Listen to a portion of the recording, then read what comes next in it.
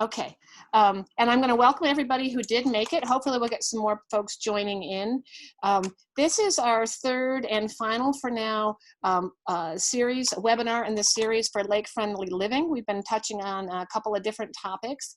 And tonight our presenter is Jacob Fox. If you've been to any of the previous webinars, you've met Jacob already, but he's the Climate Smart Coordinator for the town of Geneva.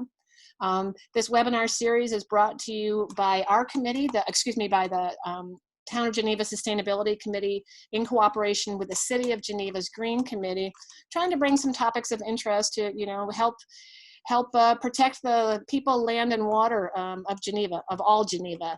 And so this is one of the topics that several of us have played around with the edges of, is what to do with your trash, how to minimize your trash and divert waste, and these types of topics. So Jacob has a lot of knowledge on that, and we'll talk about some of the local programs to help you with that. And he's going to take us through a personal waste audit this evening and show us some different slides. And there'll be plenty of time for questions and answers. If you want to break in at some point because of what he's talking about, you have a question, you can either type it into the chat box, or there's a little function that you can raise your hand, and I will try and keep an eye on both of those things while Jacob is speaking. And we will definitely, I think, especially because of the small group and whatnot, we'll have plenty of time to answer whatever questions that you have at the end. So with that, Jacob, thank you so much for doing this tonight. If you want to say anything else in introduction, please feel free and take it away. Thanks, Jennifer. Really appreciate everyone joining in tonight, and I'm excited we have a recording of this, so we'll have this to teach people and to engage in the conversation future. So what I wanted to take everyone through tonight is a waste audit, and a waste audit is an important thing to do when you consider waste diversion. So you help to understand what your waste is, because until you understand what your waste is, you won't know how and where you can divert it.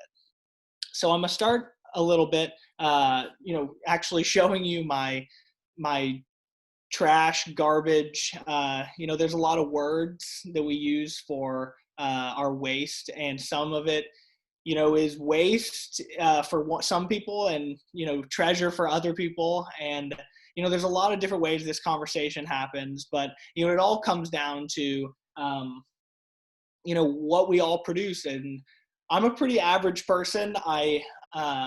Jennifer and I were talking before this about, what does a knowledgeable person at waste diversion, what does their trash look like? And, in this day and age, and especially during a pandemic, it's, it's a thing of convenience. And so, I have the same waste that a lot of other people do. And it's important to, relate to each other and figure out what are the common streams of waste that we produce, and how can we aggregate that in a way as a community and recycle, upcycle it. Those are two terms that I guess I'll define off the top because I might be using them a lot. Recycling is the term that we commonly know with bottle recycling, and now it's zero sort recycling, but it's a reuse of material, but it's not the complete reuse of the material. That distinction is upcycling. So upcycling is when you can create a object of equivalent or higher value from a waste stream. So some things like plastic, when you recycle them, it becomes another bottle, but not 100% of it becomes another bottle. It's really, with plastic recycling, you're looking between 10 and 20% of that recycled material, and then 80% virgin plastic. So you're recycling, sometimes people have used the term downcycling, and then upcycling is for the term where materials have an equivalent or greater value. So I'm going to use those terms as it relates to my waste a little bit, and we're just going to dive right in. So everyone, let me know if you'd like me to repeat anything or have any questions along the way. So here's my waste. A few main points of focus. This is my organics bin. This is a 5-gallon bin. It weighs about 45 pounds when completely full. And it's filled with all the biodegradable material that I have. So that's food waste, that's plant waste, if from house plants. It's paper as well. So this is something that there's a lot of different discussion about whether paper should go to food waste in the same bin as the food waste, in the biodegradable bin, or in the paper recycling stream. And I always try to follow the rule of whatever's closely available and has a equivalent or higher value. So you're always playing this game where but you don't want it to overburden you. But in the end of the day, these are our resources. So we need to be conscious about how we're using them, and that is always an important thing to consider. So I put my paper in with my food waste bin for a few different reasons. I put it in there because it's the perfect combination. Food waste is wet and it's smelly, and it's what we call green waste or wet waste. And when you put that in a container, it can become very, very smelly, stinky, and can grow molds really quickly. But the great thing is you can mix a cellulose-rich material. So, in large composting facilities, people use yard waste. Wood chips is, what we think about with cellulose material, but paper is cellulose material. So, I make a personal choice to cook a lot of food at home. So I have a lot of ends of food. I'm lucky enough to live in the Finger Lakes, so I have access to plenty of fresh vegetables. So I go pick them up, and you can't always eat the entire food. So you have food waste. So I produce a 5-gallon bucket every 2 weeks, and I'm not concerned about that waste production because it's going to a composting facility that's 10 miles down the road, and it's making soil. And that for me is an upcycling. It looks like we have Sarah Meyer has her hand raised. Sarah, you can address the question in the chat, or Jen. Sarah, looks like you're. I think that was from earlier. It's not something I have raised right now. I raised it earlier when I was hearing you but couldn't talk. Okay. Sorry about that. No worries. Well, now we know that people can, ask in and if they have any questions. Hey, Jacob. Yes. You just made me think of, and maybe you're going to go there, but like you just talked about the amount of compost you produce in 2 weeks. One of the issues is most people don't want to keep 2 weeks worth of compost in their house. So talking a little bit about some of the strategies of how to move that out of your house so you don't get flies and smell.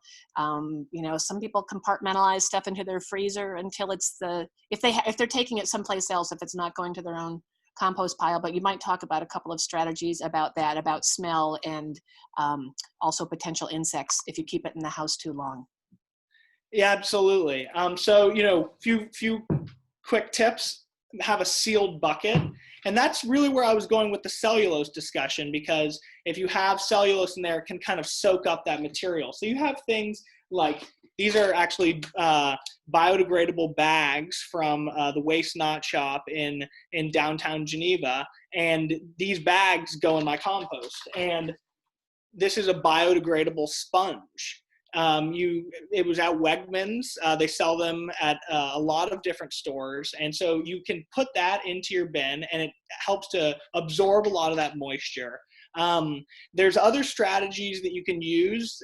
You can actually use a compost as an accelerator, and you can put it on top of that to reduce smells. in the town of Geneva, we actually have a 2-gallon bucket program where we distribute 2-gallon buckets. We've had about 300 distributed so far to town of Geneva residents, where there are 2-gallon buckets. So that's about half the size of my bucket. And they fill it up and they bring it to our town transfer station, which I'm going to go in to discussion about our transfer station later. And so that, is a very quick opportunity to get rid of it. 2 gallons, produce that in a week, take that with your regular recycling. And then, that 1 week of food waste, if you're able to have a good bucket, and you can always put it in your garage. You can, what I like to do is fill up a large bowl, while I'm preparing food scraps, cooking, and then at the end of it, go and dump it into the bucket. So there's different strategies to aggregate. I've been guilty of putting it in the freezer and in the refrigerator, and I've strayed away from that because, you need a reliable system. You need something that's sustainable. And so, that town program is there and everyone is available to do that. We also have a backyard composting program. And that is a bin system in the back, an on-ground compost system. So people who have yards are able to do that. So I'm a city dweller in the city of Geneva, actually. So I need to collect it in a bucket, and I choose for a 5-gallon bucket. You can choose for a larger one, and then I put in all my biodegradable materials. I even put in this is Patagonia. It's a tag, cardboard. You can put that in there. That's a big discussion, is cardboard. It's very well known that you can't take soiled cardboard in the recycling stream. So like pizza boxes, for example. So that's where the food waste stream comes in. But, if you're in Geneva, cardboard is welcomed in your food waste stream, and preferred if you chop it up. So that's the organics, as I'll go in on a quick slide in a few minutes, is 54% of the waste stream. So it's a pretty significant, and it's a pretty significant amount of my waste stream as well. And so, I try to focus on, if we could have a biodegradable bin and we could, handle that, then you can minimize the rest, because now we move on to recycling. So show everybody, here's, a standard Wegmans bag, is how I collect my recycling. That mostly consists of semi-rigid plastic materials that, I'm not afraid to admit that sometimes food gets moldy and you can't do enough cleaning, and it's ruined or broken or other ways. And so these small rigid plastics are, readily accepted in the waste stream.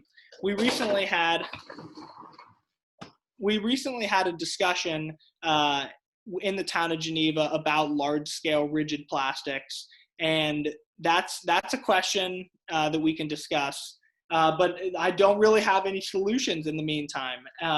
All we have at the moment at our accessibility is the zero waste recycling, the zero sort recycling stream that's operated in Ontario County. So, we're talking about glass is included in that. I actually don't have any metal waste right now, but that is technically included in the zero sort stream. But the reason that I don't have any metal waste is in the town of Geneva, we have a metal bin. So, another big aspect of the recycling stream is these film plastics. We discussed plastic bags, but we still receive these materials in these Amazon boxes. So those need to be crushed up and aggregated into a ball. And you hold that and you create a big enough ball, and you can take it to a film plastic recycling facility. Wegmans and Walmart in Geneva have those recycling bins. We have a bin at the town of Geneva transfer station to accept them as well. This, Jacob? yeah. Your point about making the ball, is there something significant that you're saying about making the ball? Yeah, so the film recycling places cannot handle a plastic bag. It's, everyone's seen them flying around. They need to be collected like that. So can you stuff bags inside of another bag? Absolutely. Okay, and even if they're slightly different? The black plastic bags, like these, have historically not been allowed. But now, there's a big discussion about the plastic bag recycling law, and I think we should save that for our discussion about the Ontario County programs. Okay, but so for film plastics, they are clear. Clear, yes. Although like a Wegmans bag is tan, but that's okay too. And you can stuff a bag full, like you could have a Wegmans bag, stuff it full of film plastic, tie it off, and throw it into the bin. Yes. Okay, thank you.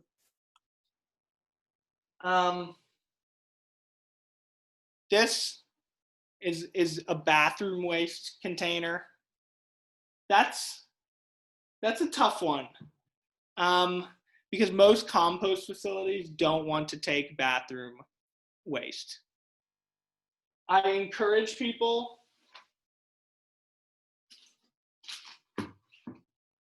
to take out things like this.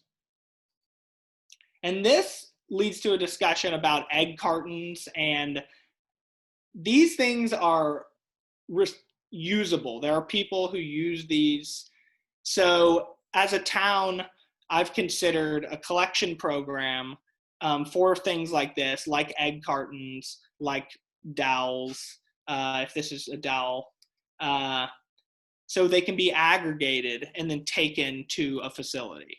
And so this is a bathroom material that's a toilet paper roll that is produced constantly. And so it's important when we think about our waste stream as a town,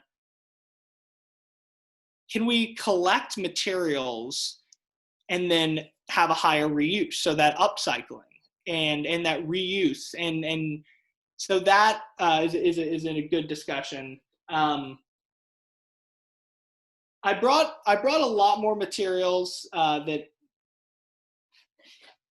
have this situation. So we have tape on an Amazon package. We want to remove that tape before it goes to a recycling or a composting stream.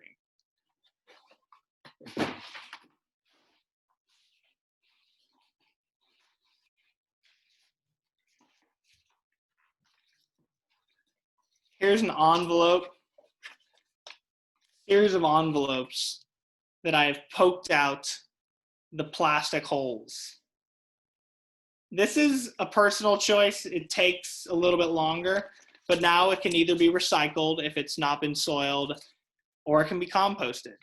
So we want to think about, how much time do we have? I mean, you can do this very quickly. You can just poke it out, and suddenly it becomes a higher value, because even the recyclers can't recycle when there's film plastic in the bank recycling things. So, that's something that you can do ahead of time, and that's always some balance that you need to play. Is what does your local facility provide, and how can you get the material to them in a easy fashion and affordable as well. Jacob? Yeah. A couple of questions.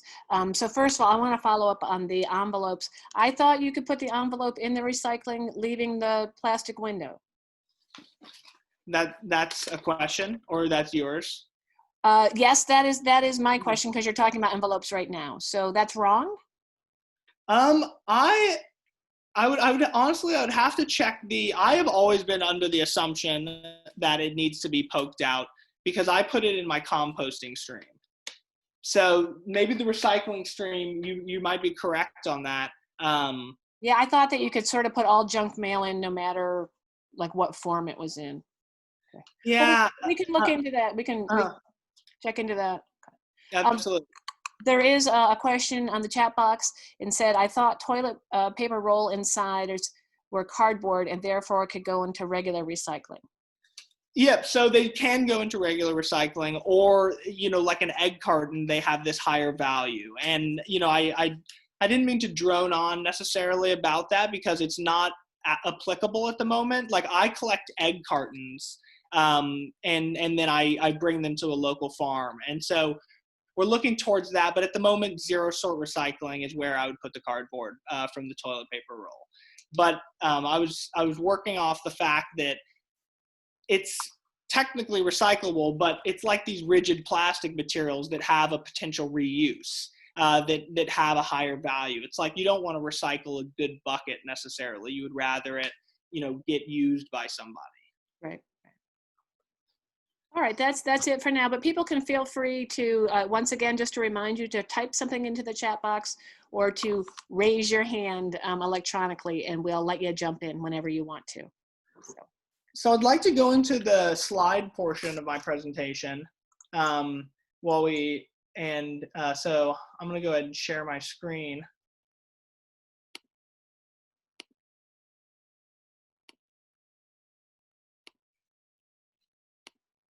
Can you see my screen all right?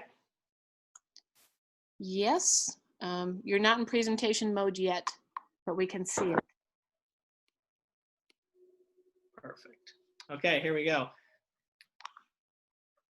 So we've been through intro. This is a really important diagram that it comes from the EPA. It's a national picture, but you can look up the local picture and it looks pretty similar. We have very similar waste stream across the board. So,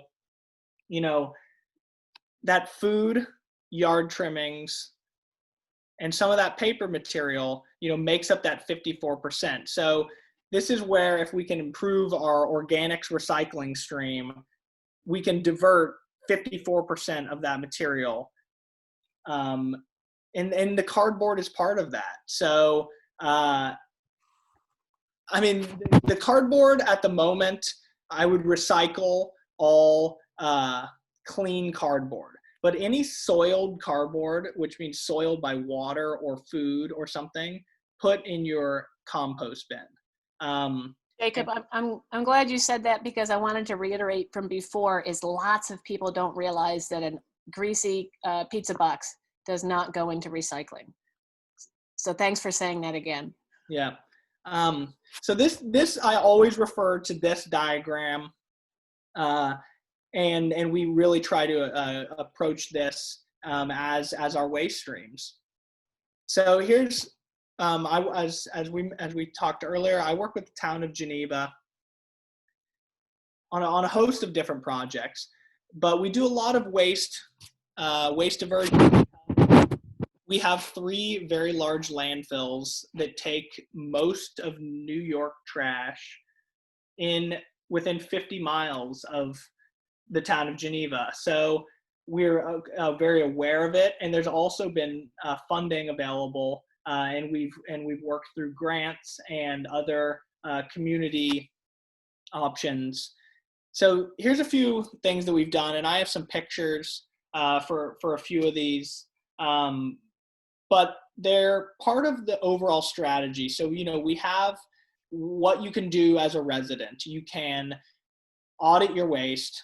You can reduce your landfill waste, and you can do the best job that you can at aggregating your materials. But then your job is very limited at the moment. You can have a backyard composting system, but most people can't recycle plastic or metal. So we need solutions to approach community waste. And before things are waste, they actually might be fixable. So we have done Fixit Clinics with the town of Geneva, which are a community-sponsored event. It doesn't cost anything. We just open up one of our highway garages. We get volunteers who like fixing things, and then we pair them up with volunteers who need things fixed. And we do it on a Saturday, and we have fixed a ton of different things. And I have some pictures to show later. The e-waste disposal is a project that we've done for now 2 years, and we have recycled over 50 tons of e-waste with a local company out of Victor, E-Waste Plus. That's a big one.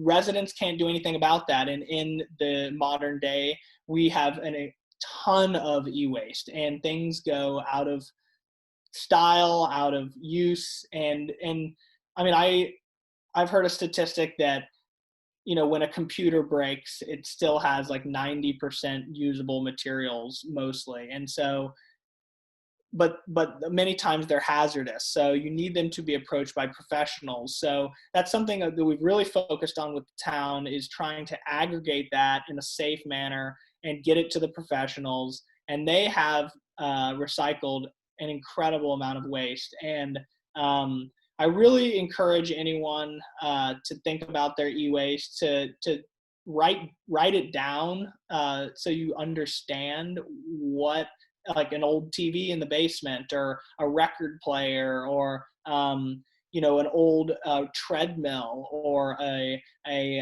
old elliptical machine. The amount of materials that have electric particles, that have electric components, and that's your e-waste. And write them all down and then figure it out. You can ask through our town portal, or you can ask the company directly, but e-waste is a big focus of ours, and we desperately want to work with people in the community to deliver it in a safe manner, because if they don't, we all suffer. Because unfortunately, if someone dumps their computer or TV into their landfill bin and puts a bunch of landfill trash or whatever on top of it, and then the truck comes by and it dumps it into their truck, and then it dumps it at the facility, then we have a landfill, and unfortunately we have to deal with our waste is dumped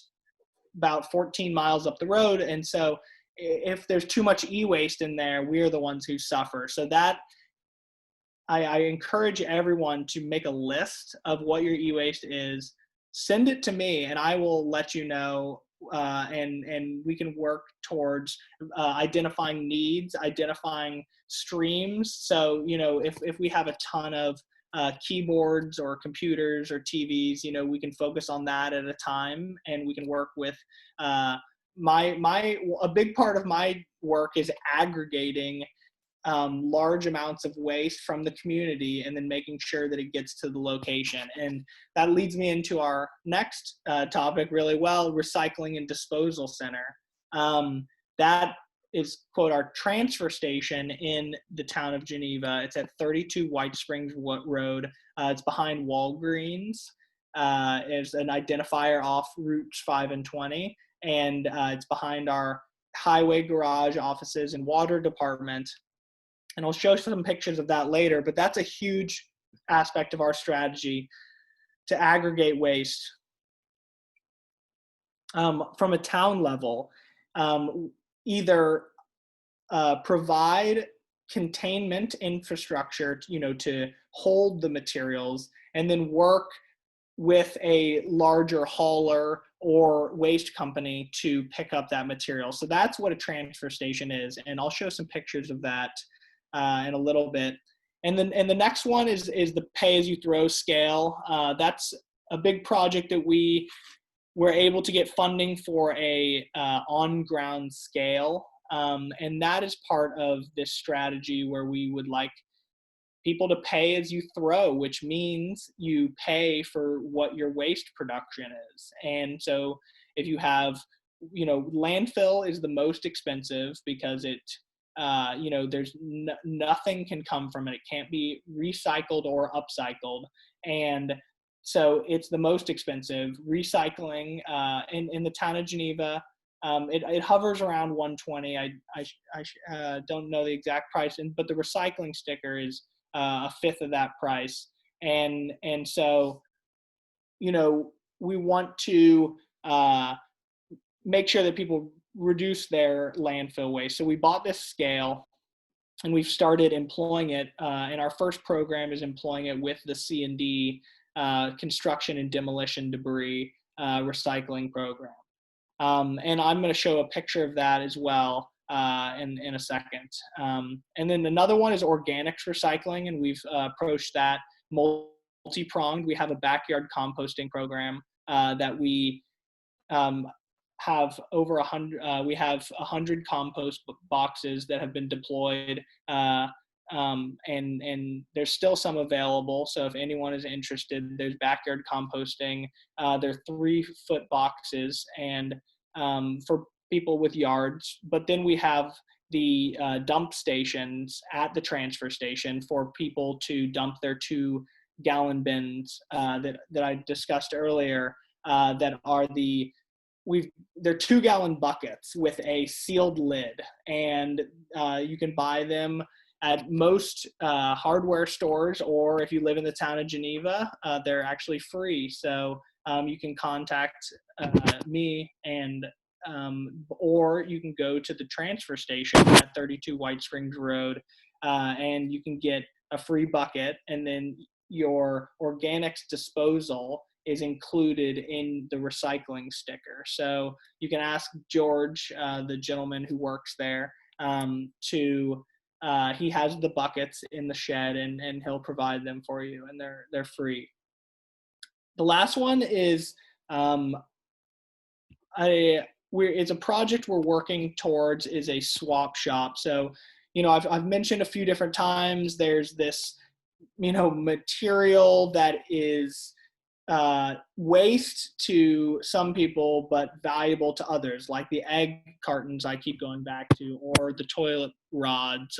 But then that goes on to larger things like a weed whacker, for example. Someone could have bought a weed whacker or some other lawn equipment a little while ago, and it's just been sitting in their garage and they want to get rid of it.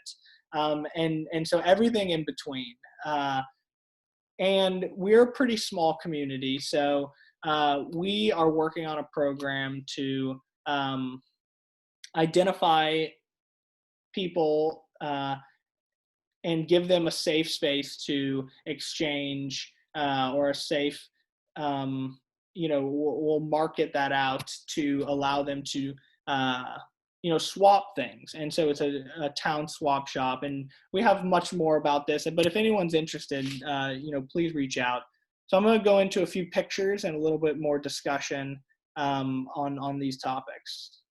So here's, I mentioned the town, would provide an aggregation equipment. So this is what I'm talking about. These are compactors. They're trash compactors, and you can see on all of them, on the full on the top left corner, on the do not enter on the bottom left corner, those are the doors. The patrons in the town, dump their material in there. It gets compacted, and so what this does is it helps lower the town dump cost, because we don't need all of our landfill or recycle material to get taken there every day. We can collect it, and we can actually, this is a giant compactor, trash compactor, and then it collects that material into a very tight tightly bound ball, or more like a rectangular tube. And then the trash, the waste hauling companies, they come and they take away that material, and then they charge the town. So we are able to pass off those savings by aggregating that material. And that's a huge opportunity when it comes to waste diversion, because then we can engage from waste on a community level, and we can look to reduce it on a community level through a few different strategies. And one thing I wanted to point out on that top right picture is in the back right corner is our metal bin. So that is our metal recycling bin, and that is a program that the town actually makes money off of. So essentially, the waste hauler comes and picks it up and takes it, and it's valuable enough. We have our attendees have done a pretty good job at making sure that only metal goes in there, and then we actually get sometimes between $300 and $500 from a metal recycling company. So that is part of waste and treasure, and that is one opportunity that we can provide for people. We can take that metal material, and then we can use it to run part of this station. There's all these costs that are able to come down to a community level versus having to be burdened by every individual and requiring every individual to have their own waste hauling contract. So that is what this is. One of the main things is you bring your material here and dump it, and that's your waste, versus having it be picked up at your door. So the upper right corner is a really good representation of the flow. One thing that's missing here is this construction and demolition debris bin, which I'll mention in a following slide. We put. Jacob, I just wanted to mention, you should be able to move your cursor around like a pointer if you want to point anything out. And I was also going to mention, if at any time, you're doing a great job showing all the town aspects, but if there are things that you are able to mention along the line that would be available to city people, a city of Geneva, that's great also, because it's a little bit different what they might have available to them. Yes, absolutely. And that's something that I know Ontario County is been working through, and I'm part of a lot of the discussions with, the view on waste that we've taken in the town is this transfer station approach. And that is something that, we're looking to push for on a county level. So, if each municipality has one of these stations, they, can empower their citizens to dump their material there at a reduced cost, to potentially also aggregate materials and, provide value and all of the things attached to that. Versus in the city of Geneva, I'm actually a city of Geneva resident. My only option is to have my waste hauled away by a private waste hauling company. So that is, something that has been happened for a long time, and it works, and we have our waste handled in a very safe manner. But this transfer station is what I believe, because I wanted to mention this bottom right picture is an interesting. It's our EV charging station. You're like, what's that have to do with waste diversion? Well, we have this community facility where we people are coming every Wednesday and Saturday that it's open, and they are able to now pass by an EV charging station. And if they, have an electric vehicle, they can, charge that up while they dump their waste materials. And so, having that community system, there's all of these other benefits. And the door and the building behind the, I think I made the mistake with having a white background, but the pointer on the upper left picture behind that is that large highway building. That's where we have our Fixit Clinic. So we have everything, focused on this facility, bringing the materials in, having the people pass through, and then having all these extra benefits associated with it. And it works very well. And I encourage anyone to reach out if they have any questions about it. So this is an exciting thing that we've instituted. I mentioned the pay-as-you-throw program. This is our C&D recycling bin. So we work with a company based out of Shortsville. For Recycling is the name. And they drop off a bin here, and we collect construction and demolition debris. And, you know, it looks like a hodgepodge of different materials. You know, you have on the upper right corner, you know, a lot of cleaned up. Those cardboard boxes are filled with, you know, wood materials. That's probably 80 to 90%, I'd say, of the construction demolition debris. It's incredible. This is something we identified a few years ago by having a large spring cleaning event, and we said, and C&D recycling has been very known that it's a big problem, that we have, you know, all of this material that has value, and so the question is, how do you collect it? And so we employed this program that's a pay-as-you-throw. We purchased this scale here, and it has a ramp, so you're able to, you know, wheel. Right now we have, it's a very simple, you know, weigh it yourself program, and you pay per pound for the materials, and then you throw it in this bin. And we at first were kind of, you know, oh, how many are we going to fill up? Are people going to be willing to pay as you throw? You know, we've traditionally done a punch card. Are people going to do it? And it's really kicked off a lot, and it's kicked off a huge amount of recycling. We have during, and we only have it out during spring through, we skip the winter basically. And you know, that can be a long time, but that's, we have an incredible amount. We focus on that, you know, spring cleaning element. And then on the left side of their screen, we have, you know, some gentlemen had all these doors that were part of a home cleanup project. And actually this was an exciting opportunity. He came down, was so excited to pay as you throw. And you know, we had already agreed that this material was acceptable through our C&D recycler, and he came and dropped it off, and we were sitting around there saying, these are great materials, and someone actually came and picked them up. And so that is kind of motivated some of this swap shop talk. You know, these are very good usable glass materials. Here's some pictures of our Fixit Clinic. These are classic. I could have 50 pictures of us fixing chairs and vacuum cleaners and lamps, and that is, everyone has a broken one of those in their apartment or home somewhere. And a vacuum cleaner, I bet you 90% of the time, it just has hair wrapped around one of the coils, and you can just, you know, work a knife, or you can take it apart.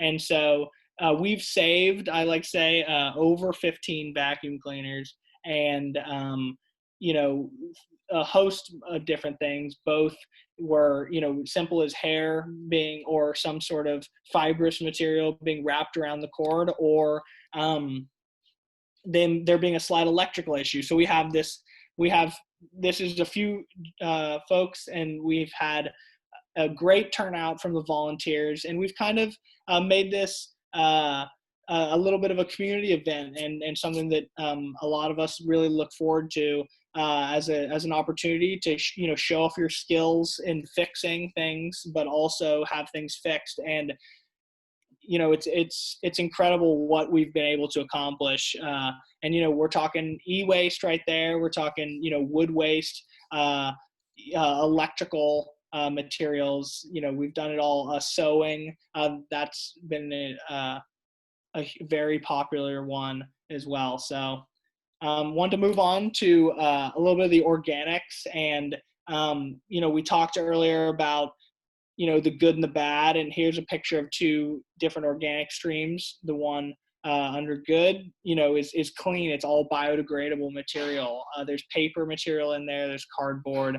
There's biodegradable material in it. But the bad, and you know, we only have so much time, but the bioplastic conversation is one that I didn't address as closely, but in my waste personally, I only have a toilet toothpaste sleeve that is made out of bioplastics, and so check with your composting facility on particular bioplastics, and that is the best thing I can offer. And we offer instructions from the town, so honestly, anyone can contact me about what bioplastics are acceptable and not, because this is a huge conversation, because some are not biodegradable and they're very problematic because they can lead to a dirty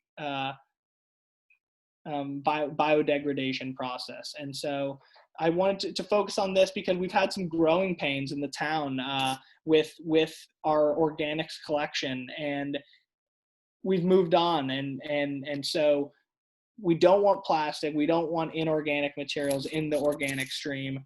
That is, we talked about it being potentially 54% of the waste stream, so make sure that that's a clean percentage. So that's really all I can say about that one. Why we do it, that's what is the product, the dark soil, that's what's the production of that food waste. So that's a whole nother conversation about soil, and that's something that I have personal interest in, and so if anyone's interested, please ask me. This one I really wanted to bring everyone to. This is a great site through the county, Ontario County Recycles. You go there, and this is the front page, and you click on any of those things and it will tell you where to take them. And I've found that it's well attended, and it's very appreciated, because not every county has this opportunity. So I really encourage everyone to visit that site. And you can ask me, and we can discuss, because some things are constantly changing, and it depends on companies that are interested in materials. And so sometimes things can change. And so, but that resource is available. These ones, I just want to focus on this really briefly before we wrap up and go to questions. But this is somewhat, people might be aware of these mail-in programs, and this is one that's popular, and they've gained popularity. They actually can be paired really well with a town transfer station, because you can, as I mentioned, aggregate certain materials, and that are, quote, hard to recycle.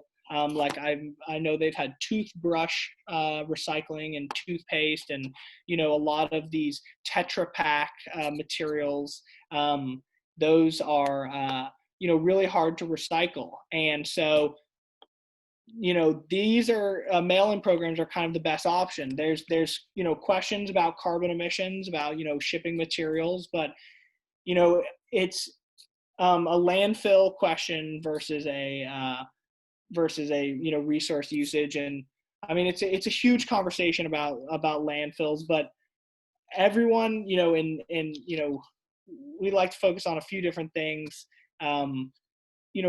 Reduce the amount of hauling miles that the materials need to go. So our transfer station helps that tremendously. And that is some of the best we can do.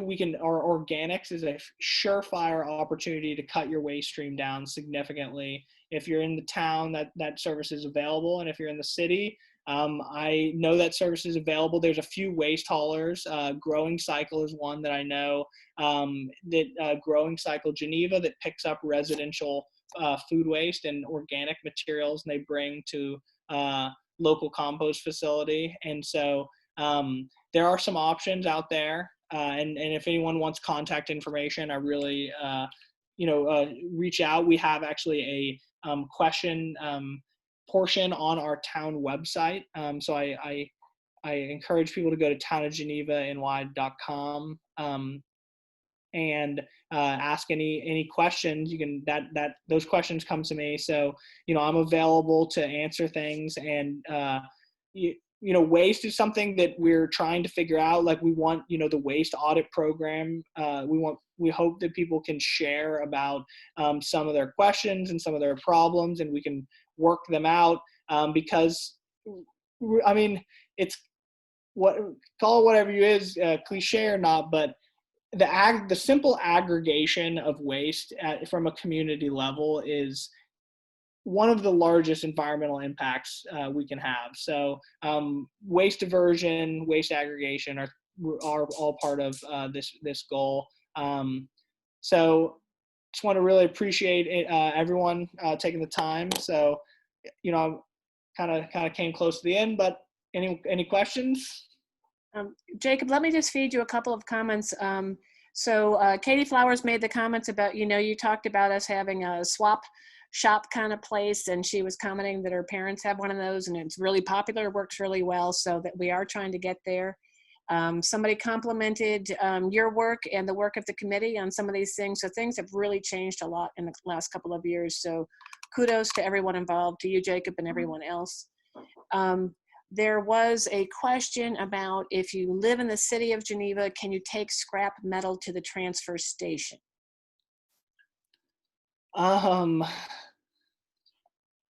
Technically no, but really nobody's going to notice. Is that the answer?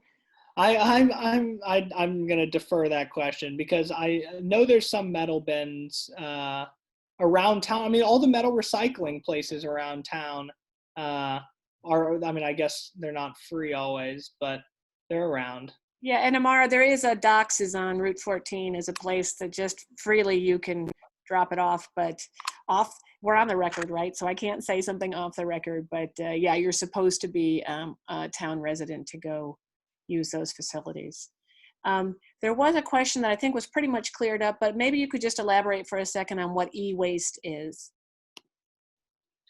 Electronic waste. So that it's not a cut and dry description always, because it kind of depends on what the e-waste person will take, and it's a huge problem in conversation, because you have things that are readily high value, like computer screens that have rare materials in them, but then you have completely useless things like CRT monitors, which are the fat back TVs that are a big problem for e-waste. We're really lucky in Ontario County to have that company available,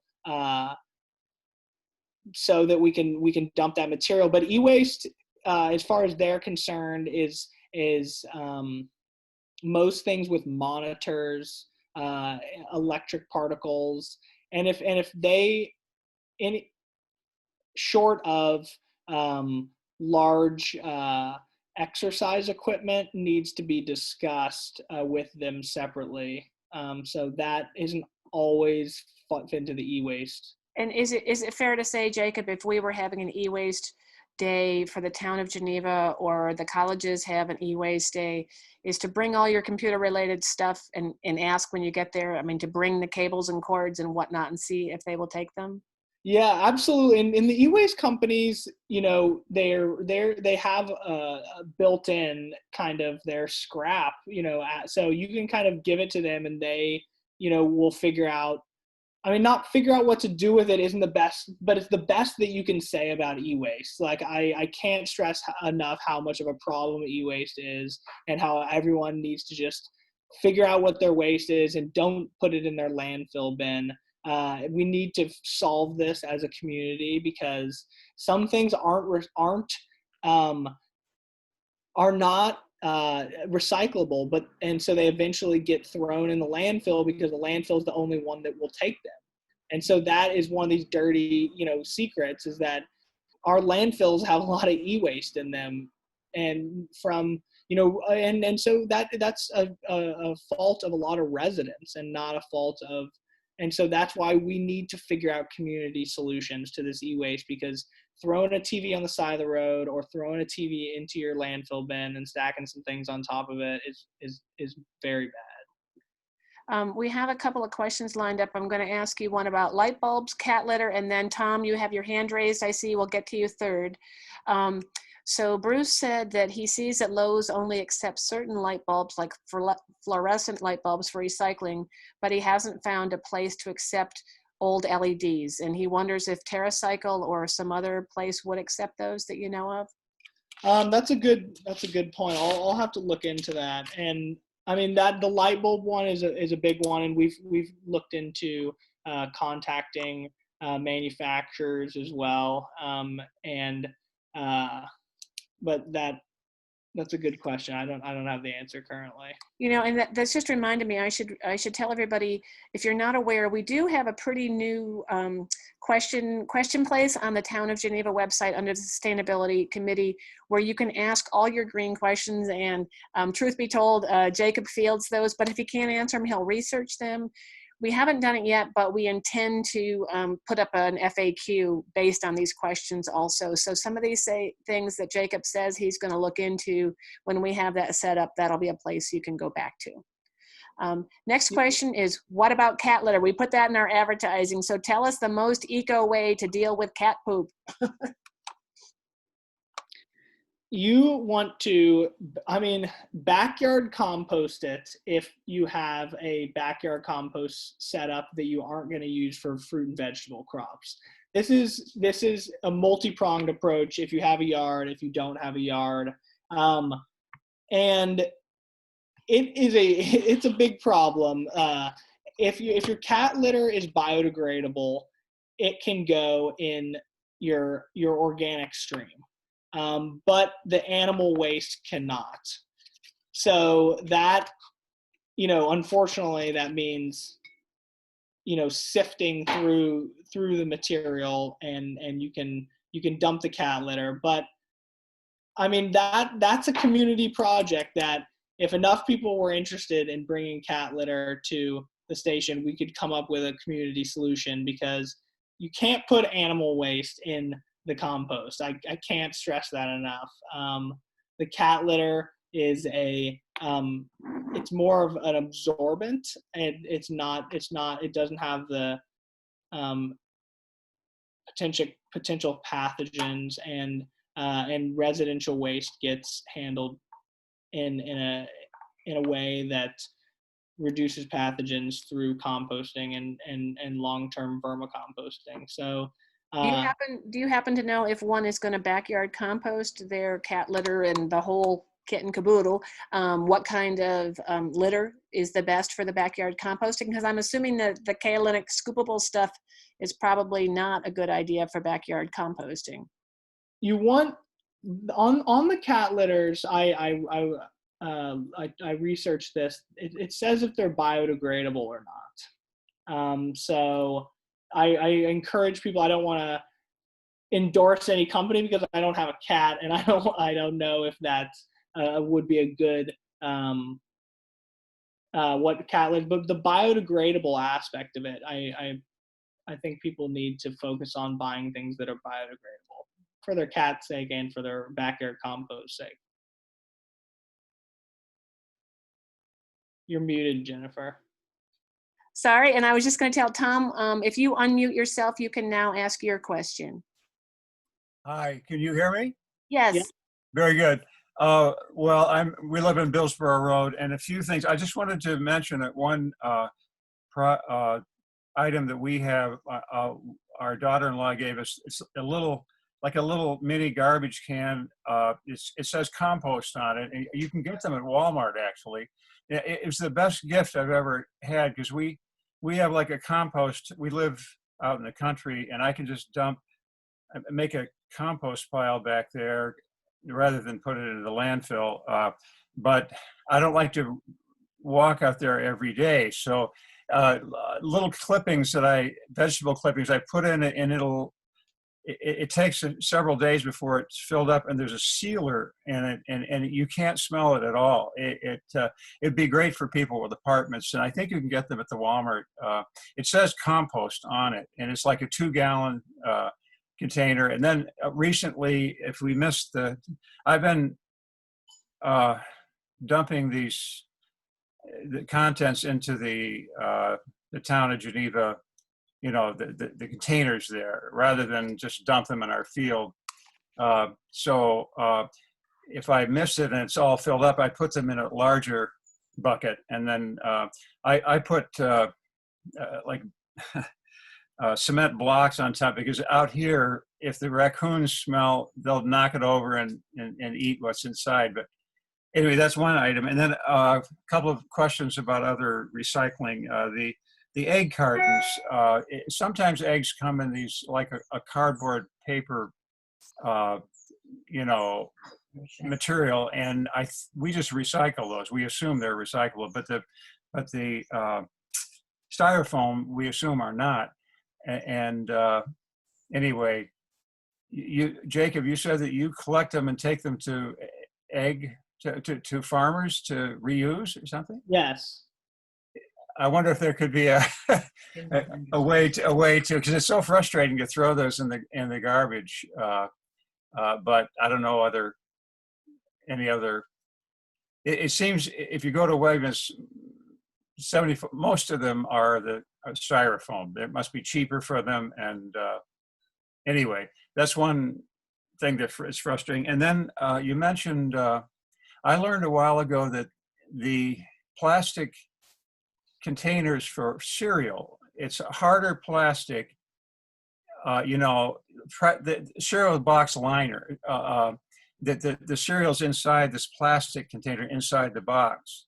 And when you're done with your box of cereal, what do you do with that? Well, I learned that Wegmans will take those and they will accept them, and I assume recycle them. So I've been, even though there's no recycling sign on it or number, so I've been doing that. But you mentioned other small plastic, like bags, etc. If you compact them, make them into a ball, then where do we deliver those to? Yep. Yeah. I'm looking right now. JCPenney's out of business. Lowe's Canandaigua, Lowe's Geneva, Target Victor, Tops Markets, Canandaigua. All these materials can be found on the Ontario County Recycles website. Okay. So, you know, I encourage, collect them, check the website, take them to that location. Do you know if, like, Ziploc bags, we use those quite a bit for freezing items, and then sooner or later, well, we try to reuse them as long as we can. Our refrigerator just broke down, and we were ending up throwing out quite a few things. But do you know if that type of plastic, it's also very frustrating, even with Wegmans. We respect them, but there's so many of their containers that are plastic. It looks exactly like the composition that other plastic items are that have recycling signs on them, but theirs do not. And you hate to just throw them out. And it was funny, yesterday we got some item delivered to us, and there was a little, very small plastic bag that carried a metal part to this, whatever it was, I can't remember. And it had a big recycling sign with a 4 on it. And that was the only thing on the bag. And it was refreshing, actually, because they took the time to mark that little plastic bag as recyclable, and that's not normal, you know, unfortunately. I just wanted to mention on your point that make sure they're clean. That's always a thing that so a lot of these locations, you know, that I mentioned, like Lowe's, for example, isn't a food location. So, you know, you can, all the Ziploc bags and cereal boxes as well. I'm looking at the Ontario County's Recycle website, and plastic bags labeled number 2 and 4, Ziploc food storage bags that are clean and dry, plastic cereal box liners. So all these things, just make sure they're clean. Yeah. Okay. Will do. Thank you. Thank you very much. Thank you for your work. Thanks, Tom.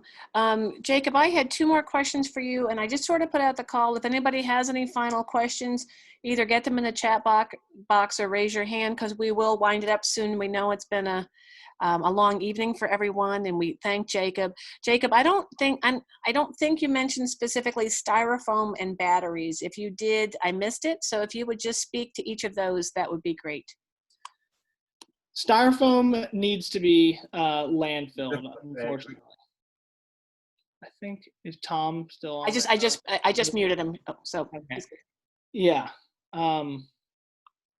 Batteries, styrofoam needs to be landfilled. It's a huge question. It's too light to ship cost effectively. It doesn't recycle well. So that's from the egg carton perspective. If you could get a styrofoam egg carton to a farmer versus landfilling it, it's really valuable. But the batteries, we actually collect them at the town transfer station, and we take them to a waste collection day through the county. So this is something where we're able to collect them. We have 3 buckets full of them at the town of Geneva. We actually have a storage shed behind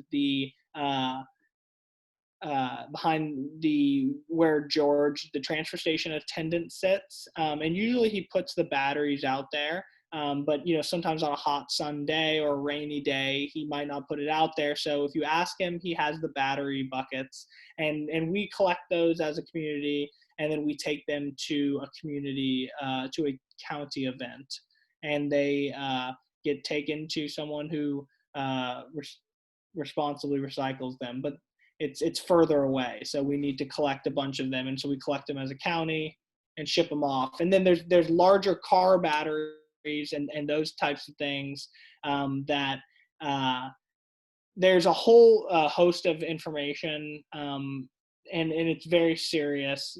Those types of materials. When we come to hazardous materials, the county holds events, and they were supposed to be happening during this time, but obviously the pandemic threw that off, and I think they're going to do some and figure out how to continue to do them, but they have put on 2 events per year located somewhere in Ontario County, and where they have licensed hazardous waste handlers, and they collect the material. You actually sign up for an appointment, so it works easily, and then you take the material there and you get it disposed of. But then you can also check the website in the meantime, and sometimes you can work with either a car dealership or some other company in the area that might want the battery back, because either there's still life in it, it can be fixed, or they have a protocol for disposing of it at property. But another thing with batteries, really try not to put them in the landfill bin or the recycle bin. Great. Nancy has her hand up, and Nancy, I've allowed you to talk, so if you unmute yourself, you can go ahead. Okay, can you hear me? Yes. Yes, ma'am. What about old smoke alarms? Ooh, good question. It would fall into the e-waste category because it has electrical components in it, and it has batteries in it. So, you'd separate those two. If somehow the material got, if the plastic material was separated from the wire material, then that would be a plastic that you would put in your recycle bin. And then the wire material, as long as the components are not very electrical, if they're just metal components, that's something that can go in the metal bin. There's something in there that's not radioactive, but that's there's a warning on that you have to be careful of. Oh, that's yeah. It seems as though they are radioactive. So that's a good question. That I think might be the topic of one of our townwide collection events, because this is something that we've approached from a few different angles. we've done a few town events where we've worked with people and mostly senior citizens and collected materials from them that were hard to recycle. We've called it the Senior Cleanup Day, and we're hoping to resume that in a safe way in the future. But we've identified that there's all sorts of these material that no one knows about, and that eventually become waste. And so we need to identify what those materials are, how we can collect them, and if we can handle that from a town level, I can put a program together. Or if that's for something that needs to be handled individually, I can help facilitate that. But I appreciate you bringing that up. Thank you. Well, Jacob, I think we have exhausted the questions that have come forward, and I think we better wrap it up. It's 8:15. So thanks for those people who hung in there. And as we said, if you missed the beginning or know people who want to know more about this, go back to it. Definitely use, whether you're from the town or not, you may use that kind of green question area that we have on the town website, and we'll do our best to work with it. You can feel free to contact us if you have ideas for future webinars or educational events or programs. If you want to join the town sustainability committee, we would love to have you on board. And I think that that's easily said for the City of Geneva Green Committee as well, is that they're always looking for more membership and participation. So thank you so much. And Jacob, thank you so much for sharing your trash with us, talking trash tonight. Thanks, Jen. Really appreciate it. Okay. Well, great. Have a good night, everybody. Wonderful to have you join us.